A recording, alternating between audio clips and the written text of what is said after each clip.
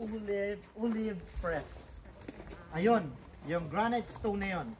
Malaki sa ilalim, tapos meron nakaibabaw na bato. Yung butas na yun sa ibabaw ng bato, nilalagyan iyan ng kahoy. Okay? So may kahoy pahaba, lalagpas dito sa malaking bato, and then yung dulo ng kahoy na yon, itatali yun sa ibabaw ng ox or donkey.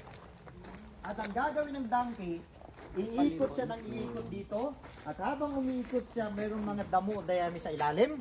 Kaya sabi sa Book of Hebrews, thou shalt not muzzle the ox while it is trading.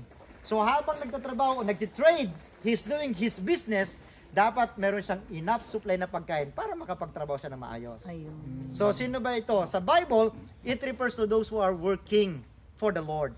Dapat hindi sila pinapabayaan, sinusuportahan din sila ng tama. So yun yung isang message niyan.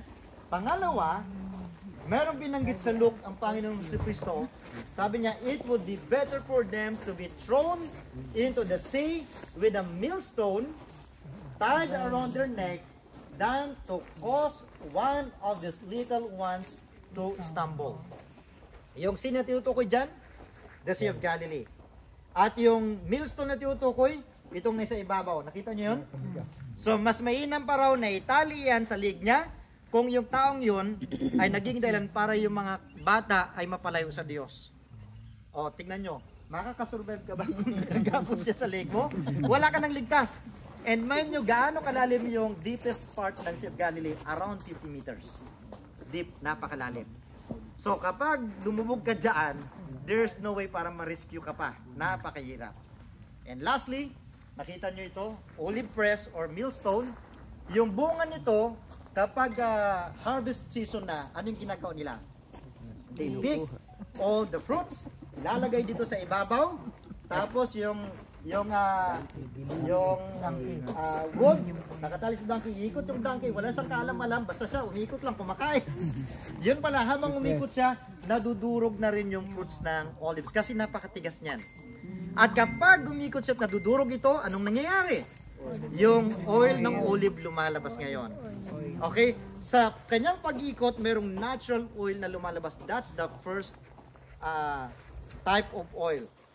So natural na lumalabas, isi-segregate nila yon. At yung unang oil na yon, that was the kind of oil that was being used in the tabernacle. Alam niyo yung tabernacle? Okay? So that was the oil that was being used in the tabernacle. And secondly, that is the only kind of oil that was being used to anoint the king of Israel. Wala kayong ibang po pwede gamitin na oil. So, pagkatapos na makuha yung natural na lumabas na oil, they are going to collect all the olive fruits na nadurog at ilalagay nila ito sa isang basket at meron silang pigaan. Pipigain yon. At yung lalabas na second oil, that is the kind of oil that was being used for homes in cooking. Okay, yun yung gagawin. So, dalawang class na ng oil tayo. And then finally, they are going to crush it more. At yung final oil na yon, yun yung ginagamit naman sa mga lamp nila. Kaya meron tayong tinatawag na oil lamp. Alam niyo yung parable of the 10 virgins? Yes. Yeah? Naubusan sila ng oil. Oh, hindi sila nagsin.